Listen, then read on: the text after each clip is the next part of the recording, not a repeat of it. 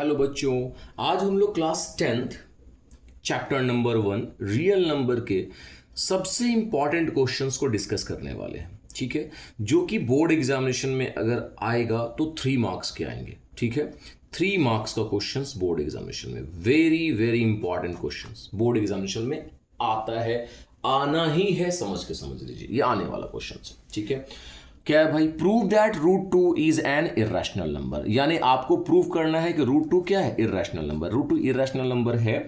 ठीक है, इन्हें हमें प्रूव करना है। तो प्रूव करने के लिए हमें कंट्राडिक्शन का इस्तेमाल करना होगा। कंट्राडिक्शन का इस्तेमाल करने के लिए क्या है कि पहले हम इसको लेट कर लेंगे कि ये है क्या?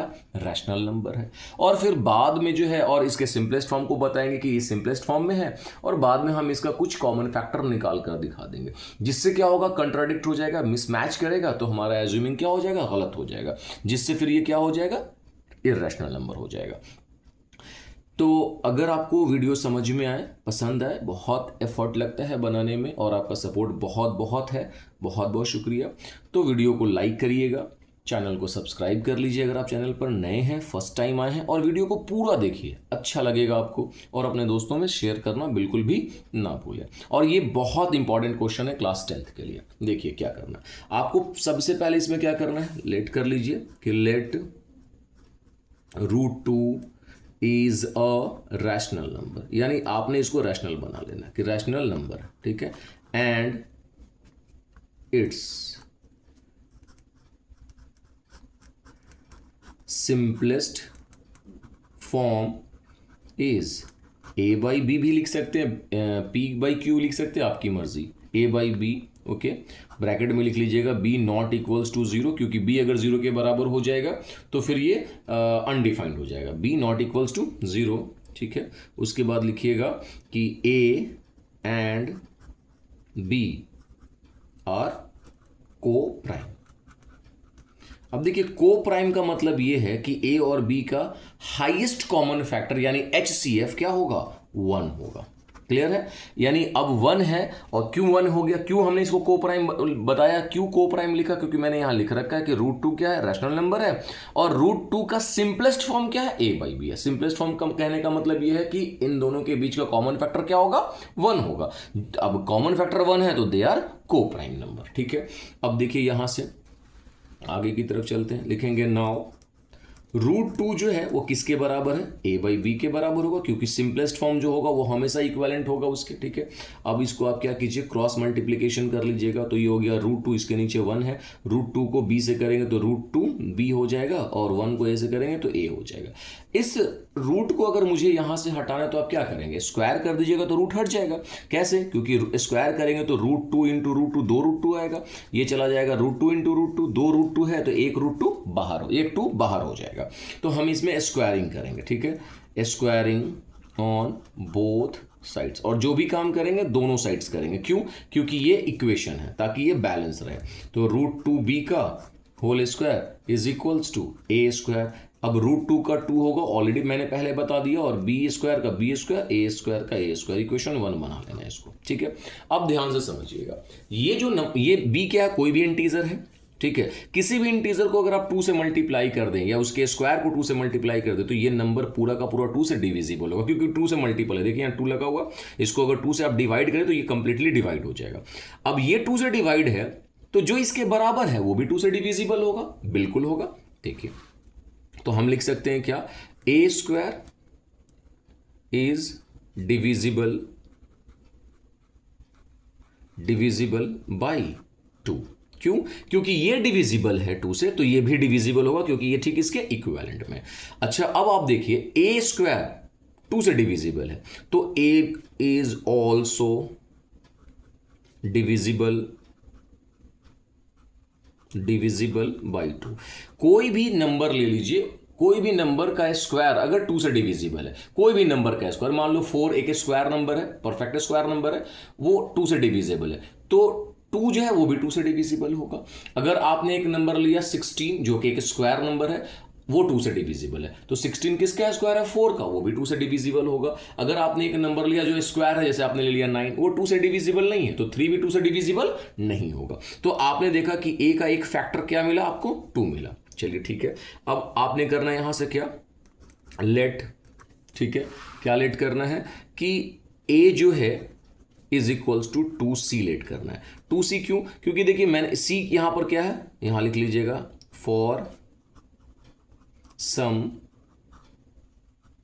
इंटीजर c कोई भी इंटीजर हो सकता है जो कि नॉट इक्वल्स टू 0, 0 के बराबर नहीं है। ठीक है, अब ये एक बात बताइए कि ये जो नंबर है 2 से डिविजिबल है, तो सामने वाला भी 2 से डिविजिबल होगा क्योंकि आपने इसको इसके इक्विवेलेंट माना है। यस, हाँ बिल्कुल।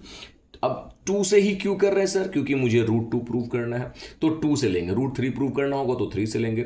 तो ये 2 से डिविजिबल है तो ये भी 2 से डिविजिबल होगा, इसलिए मैंने ऐसा लिया। या फिर आप एक चीज और समझ लीजिए कि ऑलरेडी पहले हमने निकाल रखा कि a जो है वो 2 से डिविजिबल है, तो c कोई नंबर अगर है ये 2 से डिविजिबल है कि नहीं वो कैसे मालूम चलेगा? मुझे पता नहीं, इसलिए मैंने यहाँ 2 लगा दिया। अब ये 2 से डिविजिबल हो गया। ठीक है, तो भाई ये डिविजिबल है तो ये भी होगा। अब क्या कीजिए, a की वैल्यू को यानी 2c को इक्वेशन नंबर 1 में पुट कर दीजिए आप। ठीक है, तो आप क्या लिखेंगे यहां से, now putting the value of a in equation number 1 में रख दीजिए। अब जैसे 1 में रखेंगे, 1 में क्या 2b² है, तो लिखेंगे आप 2b² is equals to a² a की वैल्यू 2c है तो 2c का होल स्क्वायर हो जाएगा। Yes no? चलिए आगे की तरफ बढ़ते हैं। ये हो जाएगा 2b² इज इक्वल्स टू 2 का स्क्वायर 4, c का स्क्वायर c², 2 से ये 4 कट जाएगा 2 टाइम्स में, तो आपके पास क्या वैल्यू निकल कर आया? आपके पास आ गया b² is equals to 2c²। अब आप ध्यान दीजिए, देखिए ये 2c² 2 से डिविजिबल है, हाँ है, तो इसके सामने वाला भी 2 से डिविजिबल होगा, बिल्कुल होगा। ठीक है, अब b² 2 से डिविजिबल है तो b भी 2 से डिविजिबल होगा। तो आप यहां पर क्या लिखेंगे स्टेटमेंट में? आप लिखेंगे b² इज डिविजिबल बाई 2। इसका ये मतलब है कि b is also divisible by 2। अब आप ये बताइए कि भाई a जो है, यहां देखिएगा कि a जो है वो 2 से डिविजिबल है। Yes no? यस। और b जो है वो भी 2 से डिविजिबल है। और आपने पहले बताया कि a और b क्या है? को प्राइम नंबर है, यानी उसके पास हाईएस्ट कॉमन फैक्टर क्या है? 1 है। बट मेरे पास एक कॉमन फैक्टर क्या निकल कर आ रहा है? 2। तो ये तो कंट्राडिक्शन हो गया। आप क्या लिखेंगे यहां से? Since a and b have common factor 2 other than 1, but this is contradict। ये क्या हो गया? कंट्राडिक्ट हो गया। But this is contradict that fact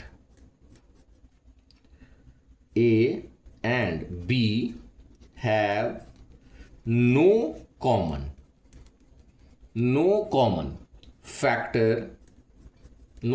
factors other than 1।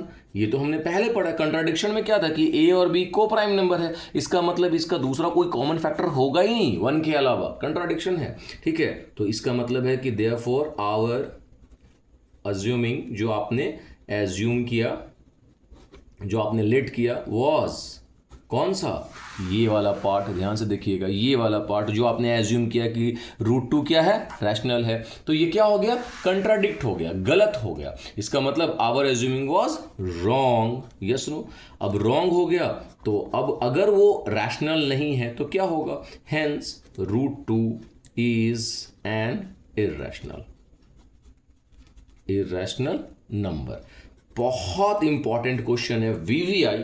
यहां तक अगर आप चैनल में बने हुए तो प्लीज वीडियो को लाइक करें, सपोर्ट करें। ओके, फिर थैंक यू।